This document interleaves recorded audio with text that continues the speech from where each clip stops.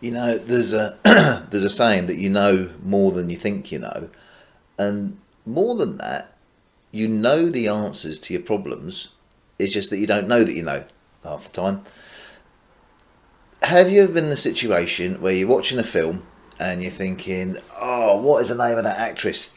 Begins with an F. You know, she was in that film with the bloke with the hair, and they did this, and the more you try to think about it, the harder it is to to get the name. Until an hour later, you make yourself a cup of tea. Julia Roberts, that was it. Didn't begin with an F at all. And what it is because there's a part of your mind, and the theory is it's called the pre-conscious part of the mind, that can delve into the subconscious, because everything that we've ever learnt gets buried in our subconscious mind.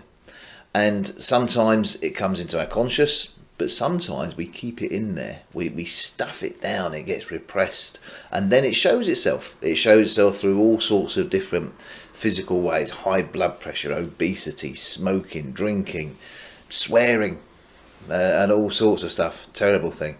So there's all these different things that we can do, all these symptoms that show, because quite often stuff is stuck in our subconscious mind and we don't release it.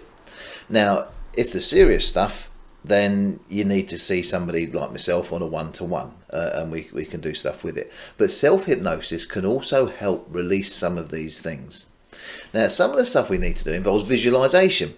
Now, some people, about 2/3 of the population, are quite good at visualization. 1/3 of the population aren't so good, and obviously it's a linear thing. Now, I'm right down the far end of people that struggle to visualize. I really, really do. But it doesn't mean that I can't imagine, because even though somebody can't visualize something, I mean, one of my clients, I get her to imagine she's walking down some steps, blah blah blah blah, and she plonks herself down on this chaise lounge, and in her imagination she can count every stitch on that thing.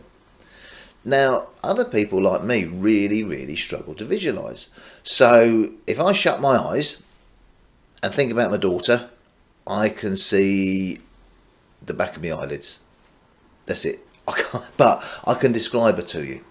So if you're like me and you struggle to visualize, don't give up. You can still do this. Ask yourself, when you go in your front door, do you turn your key clockwise or anti-clockwise? When you open up the front door, what's the first thing that you see? What colour's the floor? What colour are the walls? Now, you'll know all this. Imagine a chair. Any old chair. Yeah, what does it look like? So even though you might not be able to see it, you can still imagine it. You can still get the idea. So when we're doing stuff like this and we're asking you to imagine things, so there's a technique with a headache where you imagine the size and the shape and the colour of it.